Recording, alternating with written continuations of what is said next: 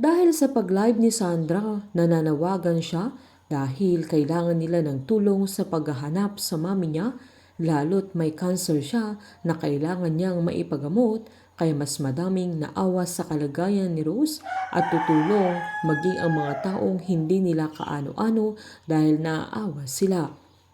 Nagtago naman si Christina upang tawagan niya si Renz na pinalalahanan niya ang binata na last day na nila ni Rose sa hideout niya na kailangan niyang sundin ang usapan nila.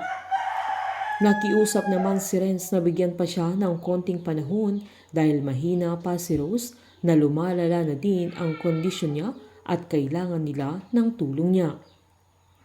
Pinamukha naman ni Christina na yun ang gusto niya, ang tuluyan nang mamatay si Rose, kaya wag siyang humingi ng tulong sa kanya para humaba pa ang buhay ni Rose na kailangan na niyang hayaang tuluyan nang mamatay, na ang tanging mahalaga ay silang dalawa ang magkasama sa mga huling araw ni Rose. Binantaan pa ni Christina ang binata na kung hindi nila lilisanin ang resort hanggang kinabukasan ay hindi lang si Rose ang mamamatay. Sobrang nanggigigil naman si Renz dahil sa mga sinabi ni Christina sa kanya na ang mahalaga lang sa kanya ay ang tuluyan ng mamatay si Rose. Dahil dito ay magdadalawang isip na si Renz kung susundin pa niya ang mga utos ni Christina sa kanya. Habang nilabas na ni Sandra sa restaurant niya ang bago niyang menu na nagustuhan naman ng mga customers nila dahil masarap ito. Nilapitan naman niya ang daddy niya kaya tinanong siya ni Matt kung okay lang ang dalaga, sabay sinabihan niyang pwede muna siyang mag-day off sa trabaho niya. Sinaad naman ng dalaga na gusto niyang may pinaglalaanan siya ng oras, lalo't hindi pa nila nahanap ang mami niya kaya gusto na din niyang malibang dahil sobrang alalang-alala na ito.